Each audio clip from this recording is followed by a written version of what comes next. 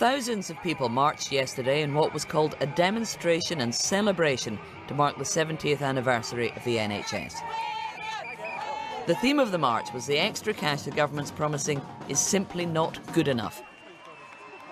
Top of the bill was Labour leader Jeremy Corbyn, who received a rapturous reception. Happy birthday, National Health Service! I spoke to him backstage straight after he'd given his speech. You're here campaigning to save the NHS. Has Theresa May not already done that, promising £20 billion a year? No, because it's A, not enough, and B, does not address the public health or mental health or social care crises that accompany it. And what I was trying to outline in my speech was that health is, yes, of course, hospital and doctor provision, but it's also about the sense of well-being that we have. But she's offering more money than you were in your manifesto. Actually, we were going to be offering more. No, you were offering an average of 2% increase a year. She's offering 3.4%. We're putting a lot more money up front straight away, and that was the pledge we made in the general election a year ago, because there is an immediate funding crisis in many of our hospitals. There is also a GP crisis where there's a shortage of GPs, as well as the social care crisis that I talked about. But over 5 years, she's now promising more than you did in your manifesto last year. So do you have to up the amount that you're promising to put into the NHS? Well, actually what we were offering was more, and we would be offering more in the future because we would properly fund social care and mental health. And there is of course a knock-on of inadequate social care, with so many of those people then requiring A&E facilities as well as hospital facilities when they should be in care. But how do you pay for that when your own Shadow Chancellor, John McDonnell, says that the Tories' plans are based on trying to find a magic money forest? Do you have to go and look for an even bigger forest to pay for what you want to do? Well, no. What we would do is tax people properly by increasing corporate levels of taxation, so that the big companies would go on back to paying 26%, which is what they were paying in 2010. We believe that's the right way to do it. She has not actually provided any money for this year or any idea of how it's going to be paid for. But the plans you set out in your manifesto only allowed for that average 2% rise in NHS spending. They wouldn't allow you to match and even better the offer that Theresa May is making to the NHS. We would fund the NHS what it needs. We would put in more than that because we would properly fund social care as well. Today's Armed Forces Day, as I'm sure you know. Do the military also need more funding to spend on more hardware? I think the military needs support, particularly for ex-soldiers and ex-servicemen and women, to get the housing and, sadly, mental health care that they need. They say they need the money for hardware, for tanks, fighter jets, warships. Do you agree? I want to look at what their requests are. We do think that the Royal Fleet Auxiliary does need replacing and should be done in British yards, which would help to create jobs in Scotland as well as in many parts of England.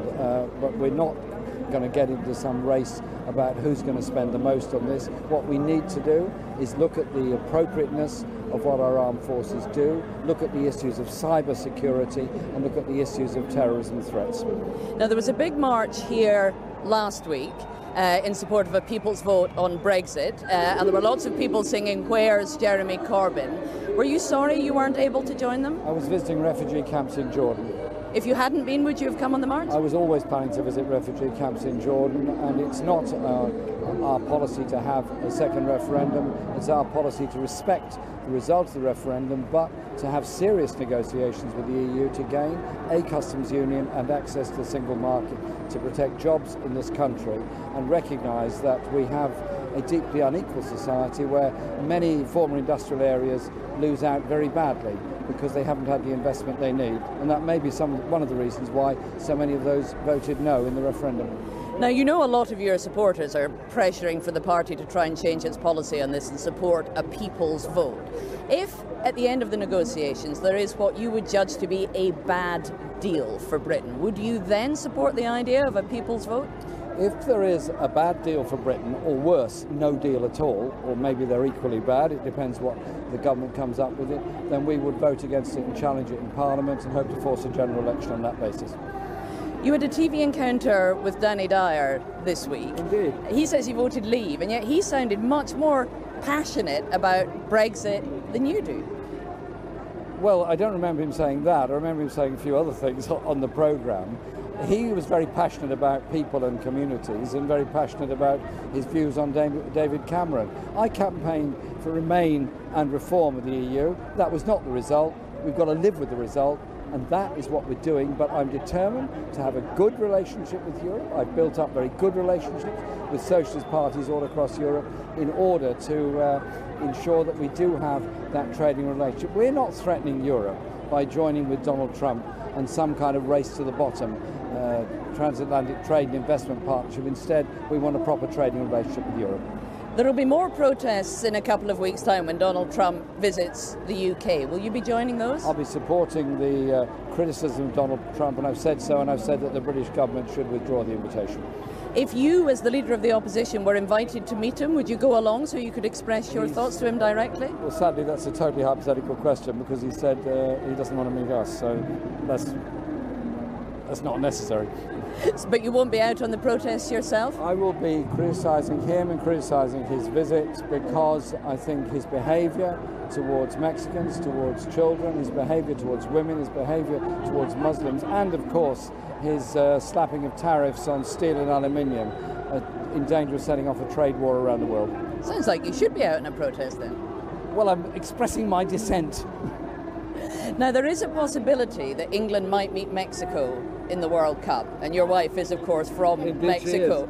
In those circumstances, who would the Corbyn household be rooting for? I think we'll be sitting on the settee, each holding a flag, and discussing the failures or otherwise of our respective defences in the event of goals taking place. My wife is a great admirer of the Mexican football team and loves Mexico, and she's also disappointed that Vela is still not playing for Arsenal. He left some years ago. She quite liked the idea of a Mexican player just down the road. Do you think England can win the World Cup? Anybody can win the World Cup, and it is a cup, and it's a knockout from now on. And is it likely? It's going to be it's going to be very hard to see, but I think teams that start slowly in the World Cup, and England started well in two games, not so well in the other, they grow with it, and there certainly seems to be a great mood and feeling in the camp, certainly far better than there was in a lot of previous World Cups. So let's be hopeful. Is that a political metaphor? It's a political metaphor for saying if teams stick together, work with each other and keep their eye on the prize, they win.